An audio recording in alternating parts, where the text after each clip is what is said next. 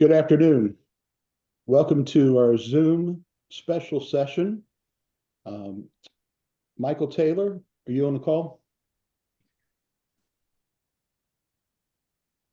Is Michael unmuted? Just gonna put in a request. Okay.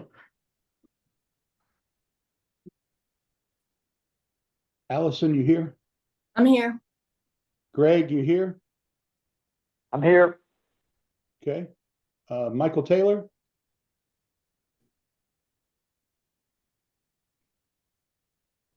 He's on the call. Is he unmuted? Simply ask to unmute request.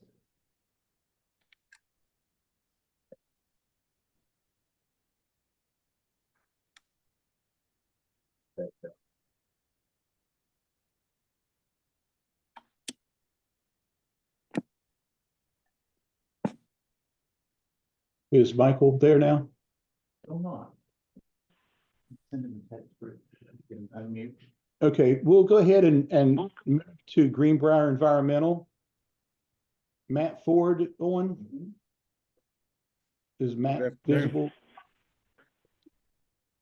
Can you hear us, Matt? Matt, can you hear us? Yeah, barely. Okay, all right. Matt, Allison, you guys want to go ahead and start? Well, I've been speaking with Ruth about being more specific and expanding the scope of Matt's contract with us because his contract was basically limited to recreation and the Meadow River rail trail work that he's been doing. And Ruth had suggested to us some time ago, rather than hire a grant writer, that we expand the scope of what Matt is doing for us and use his grant writer expertise to go for some of these larger projects that we've discussed. Among them, off the top of my head, would be the shooting range and the fire training center, a new humane society, broadband grants, and other things. So Ruth has made a list of all the things that I've told her over the past few days. And I don't think we would limit the scope to those things. And I think all of us together would have to prioritize the grants or whatever we had Matt doing on our behalf.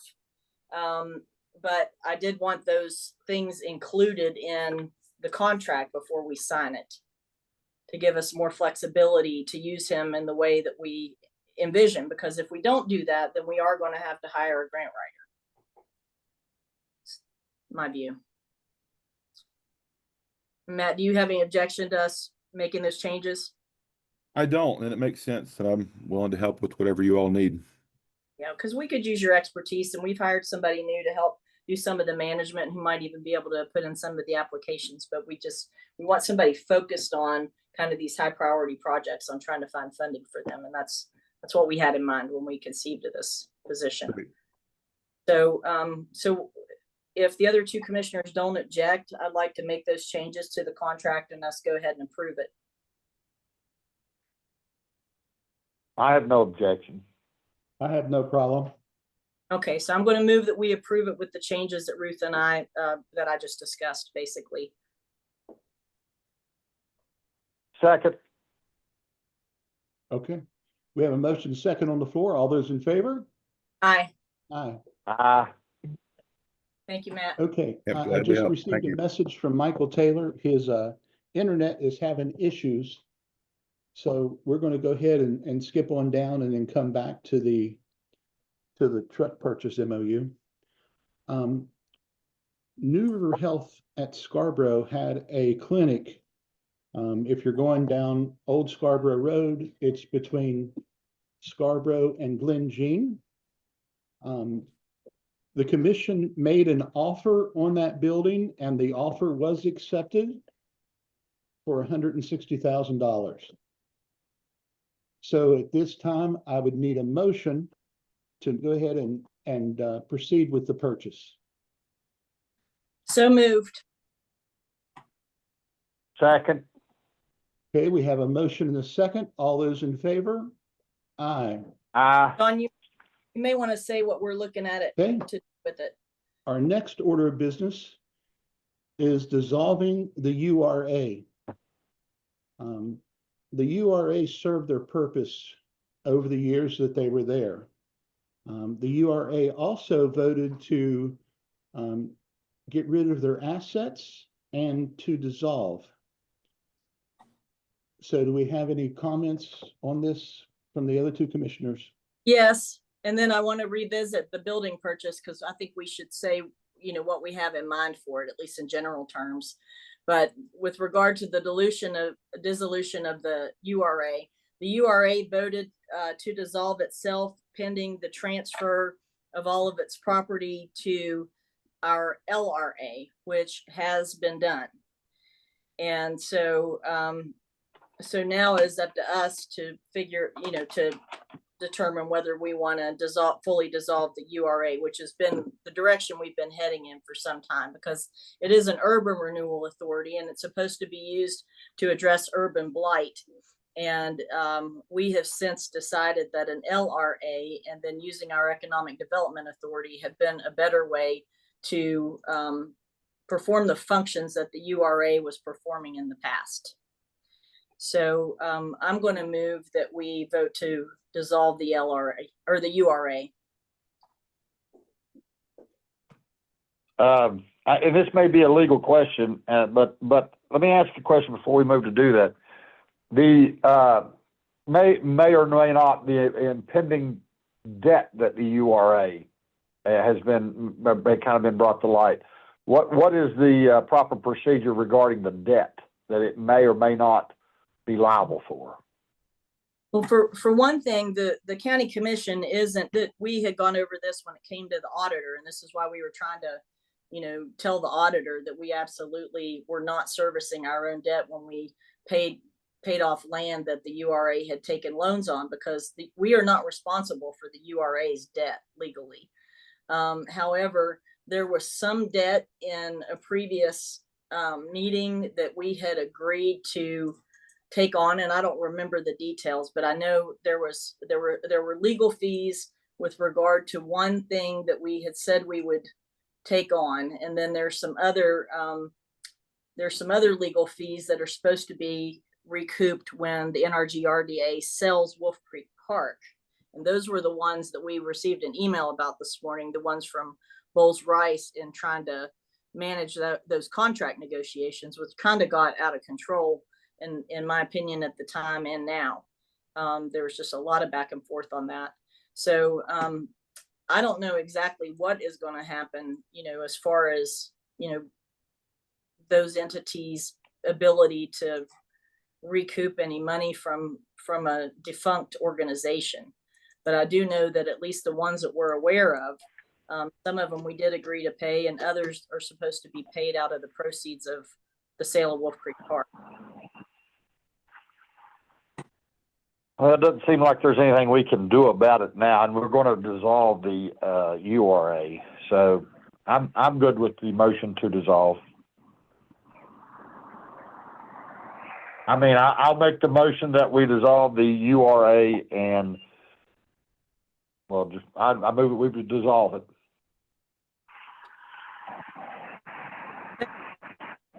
Okay, we have a motion and a second.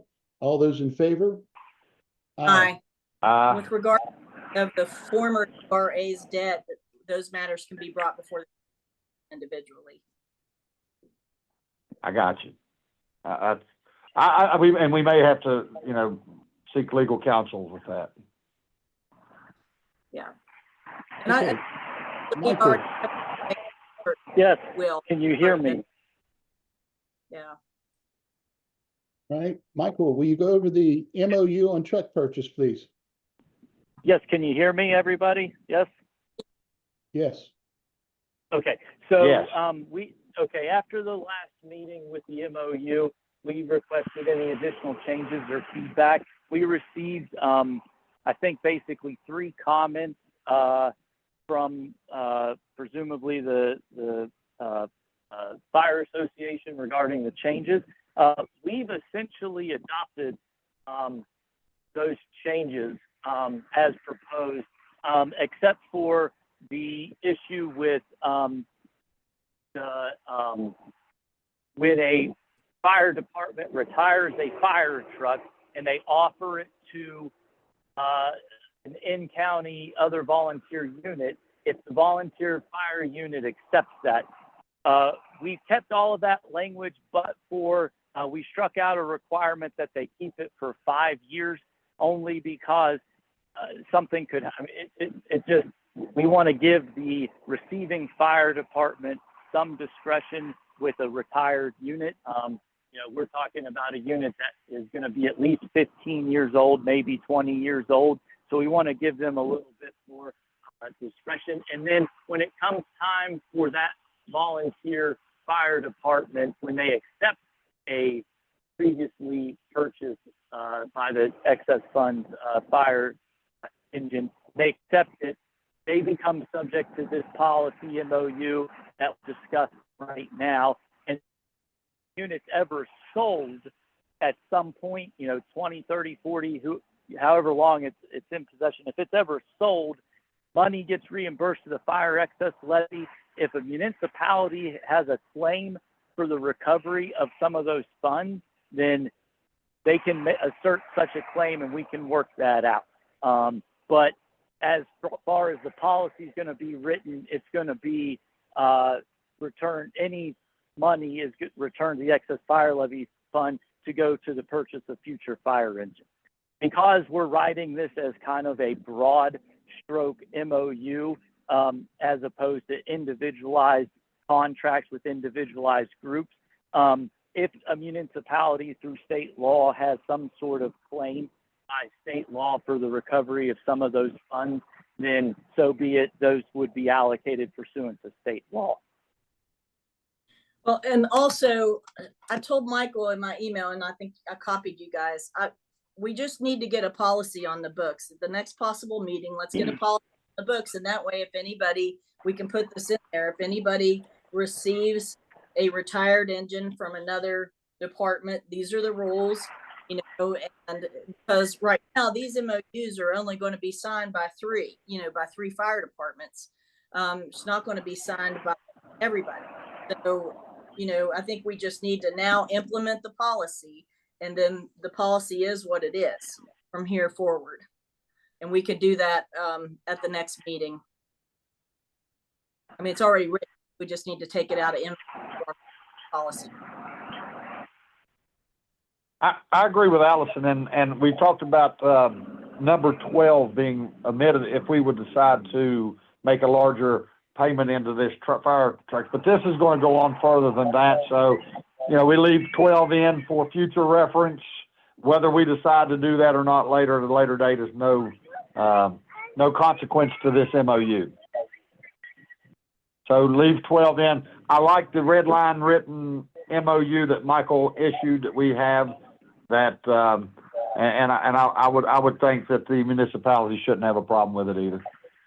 And sorry to jump in on you, Greg, there at the end. I'm going to make one small tweak to the red line that I gave you, where I'm going to expressly assert the distribution by law to the municipality. I'm just going to clarify that in the MOU that it will be subject to the governing statute on that. And I'll send that around. It will be at the end of the one paragraph would change. So that would address if we do have a situation with the municipality eventually seeking some sort of return of any of their investment, which they would likely be entitled to. It would be governed by state law. And so we'll leave it. I'll just clarify that in the MOU. I don't think the municipality should have a major problem with that. And I'm good with your proposal.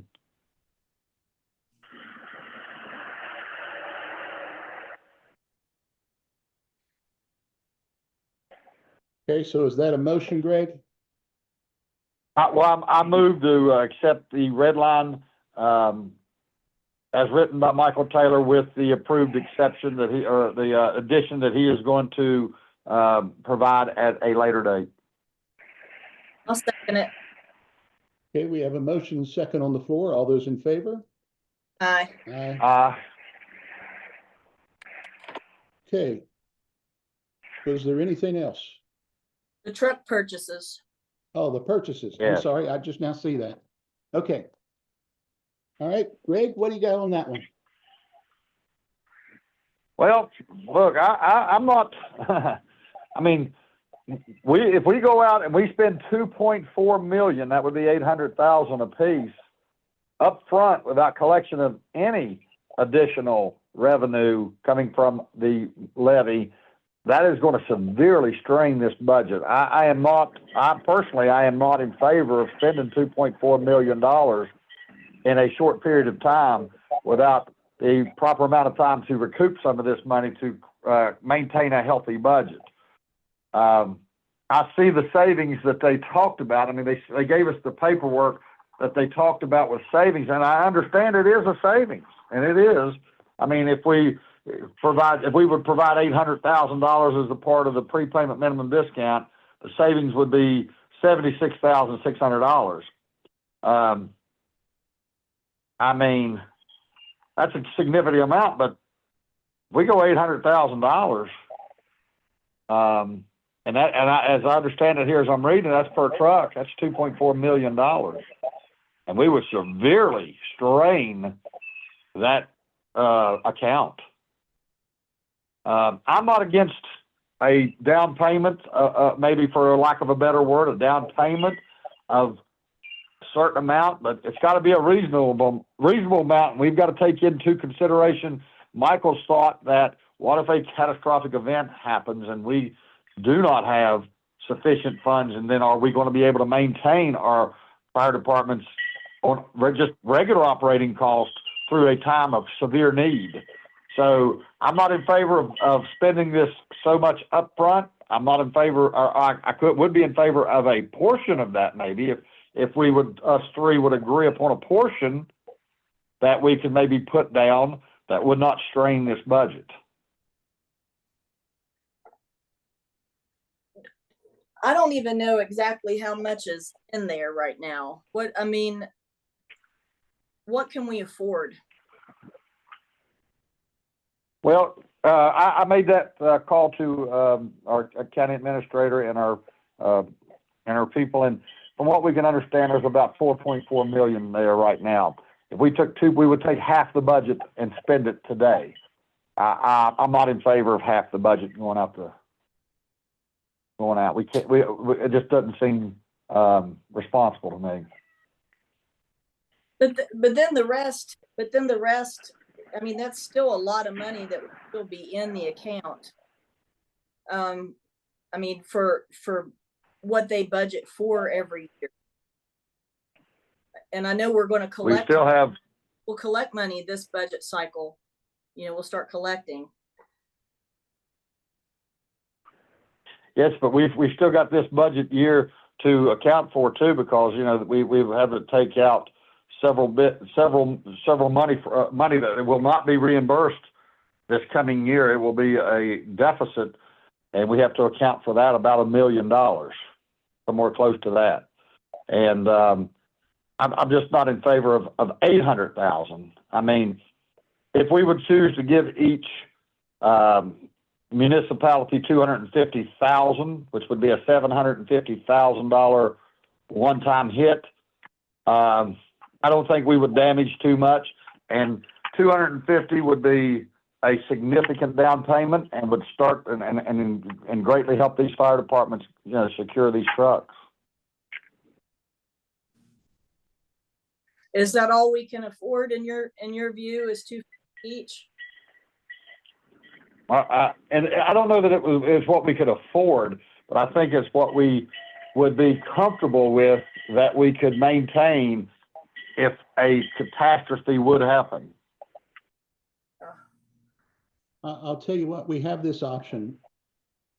We could move this to the 7-9 meeting, and that way we would have the numbers where today is the last day of the fiscal year. That way we could have a better number to shoot at instead of right now shooting from the hip. So I would like to. Oh, go ahead. I'm sorry, Allison. Well, I was just saying, you know, I appreciate where Greg is coming from, and I agree that we should be aggressive, but at the same time, when we made these cuts, you know, it was my belief that we had that money to still make these truck purchases. And so, yeah, I agree with you, John. I would like to see what the projections are. Because then we still might be able to do it, or at least we might have more flexibility than we think we have right now. I have no Okay. objection to moving the truck, payment to the truck to move to the next, regular session that we have. And that would give them time to look at it also. Yeah, and see if they can negotiate any other type of discount, even if we can't do the 800. Like if there's a number, if there's a magic number that we could hit, I'd like to try to hit it on their behalf. And I know, we've got one of our municipalities in fiscal trouble, and I don't like the idea, them taking on more right with everything that's going on. I would like more information about having some projections for our levy collection. I have no objection to that. I have no objection moving to it would be the, July 11th meeting, correct? Is that when we're meeting? Hold on. It'll Yes. be Yeah, the July 9th. 11th, I think. The 9th. It's The July 11th. 9th, Greg. Oh, wait, I'm on the wrong month. Yep, you're right. Right. Mm. Yeah, you're correct, July 9th. Yeah. I was was on- too, June 11th. On June. I was in June. So I'm going to motion July that we 9th. table this until 7/9. That way we'll have a true number that we can run with. Okay, second. Second. We have a motion second on the floor. All those in favor? Aye. Aye. Okay, that ends our agenda. Thank everyone for joining. Everybody. Thank you. Motion to adjourn.